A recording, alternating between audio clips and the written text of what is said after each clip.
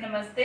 अ, मैं doctor Preeti Raj Purohit, obstetrician gynaecologist, laparoscopic surgeon, Tanveer Malawat hospital Rani Bazar में कार्यरत हूँ। आज मैं आपको इस वीडियो के द्वारा प्रेगनेंसी के फर्स्ट 3 मंथ्स में क्या क्या प्रॉब्लम्स फीमेल्स फेस करती हैं उसके बारे में एक ब्रीफ इंफॉर्मेशन, मतलब संक्षिप्त में आपको थोड़ी सी जानकारी देना चाहती हूँ। प्रेगनेंसी हर लेडी के जीवन में एक अलग एहसास रहता है।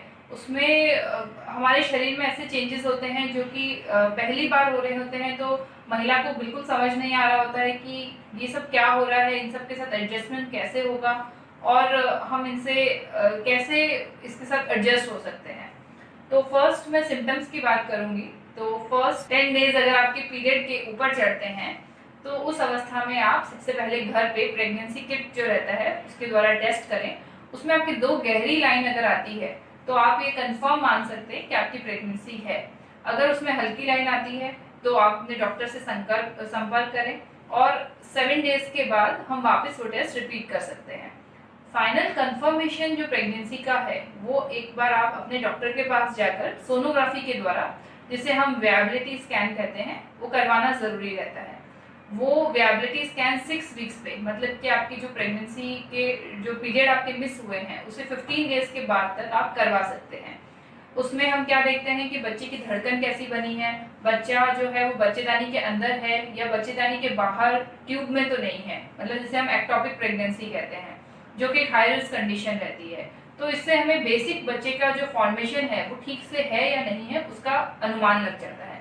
इसी साथ आप जब डॉक्टर को फर्स्ट टाइम विजिट करते हैं तो डॉक्टर आपका बेसिक ब्लड प्रेशर, आपका वेट और आपके बाकी जो सिम्टम्स और थोड़े ब्लड टेस्ट है कि आपका खून का बेसिक जांच, आपका यूरिन का बेसिक टेस्ट, आप HIV की स्क्रीनिंग, ये बेसिक टेस्ट करवाकर आपको हाई रिस्क प्रेगनेंसी और नॉर्मल प्रेगनेंसी इन दोनों में डिस्ट्रीब्यूट कर देता है। अगर आपके सारे टेस्ट नॉर्मल है, आपका बीपी ठीक है, आपके शुगर्स ठीक हैं, तो आपका मैनेजमेंट अलग तरीके से होगा। अगर आपको इनमें से किसी भी चीज़ की जैसे ब्लड प्रेशर बढ़ा है या शुगर्स बढ़े हैं तो आपको एक हाई रिस्क प्रेगनेंसी के फॉर्म में ट्रीट किया जाएगा।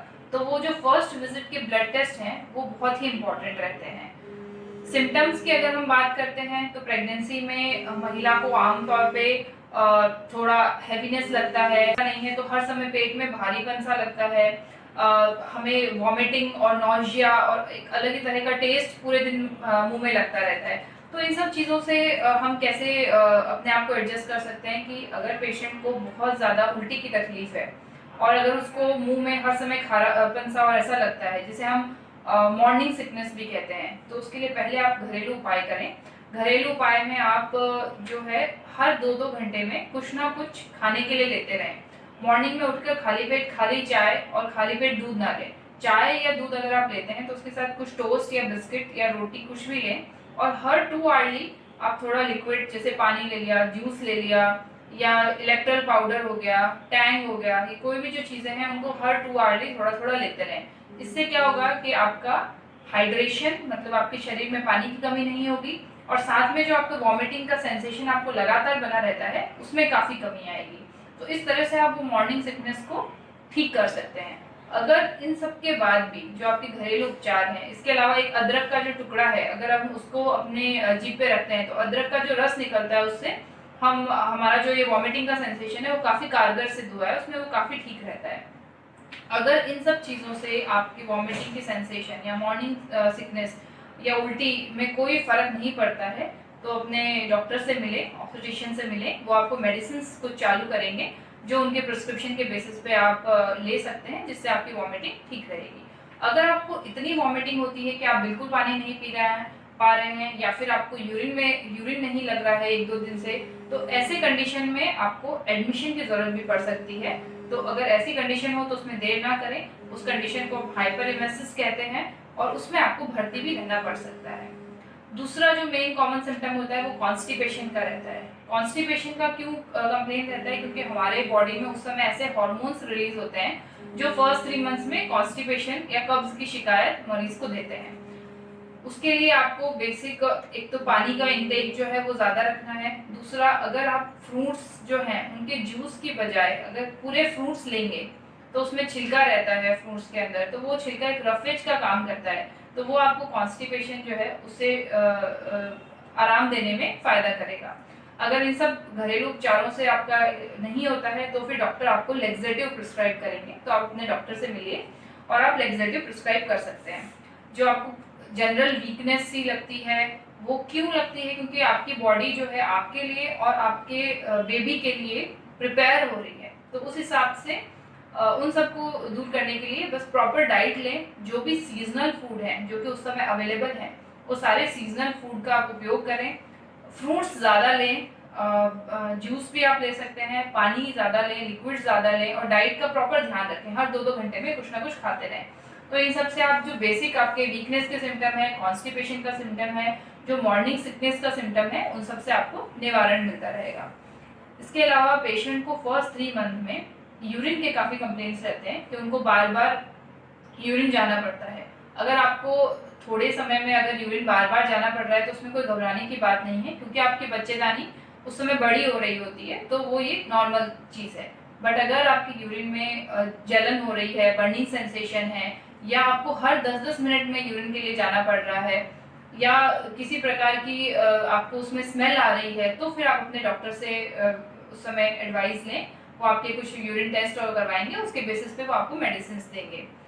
थोड़ा जो वजाइनल डिस्चार्ज है that is normal in pregnancy, लेकिन अगर वो किसी प्रकार का उसमें बदबू आ रही है, खुजली हो रही है, या और कोई तरह की तकलीफ है, तो आप अपने डॉक्टर से मिलें और वो आपको उसका अकॉर्डिंगली ट्रीटमेंट देगा। तो छोटे और थोड़े बहुत सिम्टम से घबराने की जरूरत नहीं है। अगर कुछ भी आपको एबनॉर्मल लगता है, जैसा कि मैंने आपको बताया है, तो उस समय आप अपने डॉक्टर से बिल्कुल मिलें। दूसरा बात रही मेडिसिन की, तो मेडिसिन में फर्स्ट 3 मंथ में जैसे ही आपको पता चलता है कि आप प्रेग्नेंट हैं, तो क्योंकि फर्स्ट 3 मंथ में हमारे बेबी के ब्रेन का मैक्सिमम डेवलपमेंट होता है, और ब्रेन के डेवलपमेंट के लिए फोलिक एसिड एक विटामिन होता है जो बहुत ही रिक्वायरमेंट होता है। तो हमें जैसे ही प्रेगनेंसी का पता चलता है तो उस समय हमें डॉक्टर से कंसल्ट करके जो बेसिक बेबी के ब्रेन के डेवलपमेंट के लिए जो मेडिसिन चाहिए वो स्टार्ट कर देनी चाहिए। वो आपके डॉक्टर्स आपको प्रिस्क्राइब करेंगे, और मल्टीविटामिन टैबलेट जो भी रिक्वायरमेंट होगी वो आपके डॉक्टर आपको प्रिस्क्राइब करेंगे। कुछ ऐसी चीज़ें हैं जो कि प्रेगनेंसी में आपको अवॉइड करनी है। वो क्या चीज़ें हैं जो आपको अवॉइड करनी है? जैसे कि heavy exercises, heavy weight lifting वाली एक्सरसाइजेस, उनको आप ना करें, ठीक है। अगर आपको किसी भी तरीके से ब्लीडिंग की प्रॉब्लम आ रही है, अगर थोड़ा सा स्पॉटिंग होता है दैट इज़ नॉर्मल, उसको हम इम्प्लांटेशन ब्लीडिंग कहते हैं। बट अगर आपको बहुत ज़्यादा पेट में क्रैम्प्स आ रहे हैं, या बहुत ज़्यादा नीचे पेट में दर्द है, साथ में ब्लीडिंग हो रही है, तो हो सकता है कि आपको सोनोग्राफी की रिक्वायरमेंट पड़े और उस समय आपको अपने डॉक्टर से कंसल्ट करना चाहिए। तो इन लास्ट और समरी मैं आपको यही समझाना चाहूँगी कि फर्स्ट 3 मंथ्स मदर के लिए बहुत इंपॉर्टेंट रहते हैं। उसमें मदर को बहुत सारे एडजस्टमेंट्स से गुजरना पड़ता है, तो अच्छे से हाइड्रेटेड रहें, खूब सारा पानी पिए, अच्छे सीजनल फ्रूट्स लें उस समय, और जो भी नॉर्मल सिम्टम्स से आपको हल्का सा भी लगता है कि अभी ये चीज़ नॉर्मल नहीं हो रही है मेरे साथ, तो उस समय जा करके अपने डॉक्टर से कंसल्ट करें और उनसे मिलें। धन्यवाद।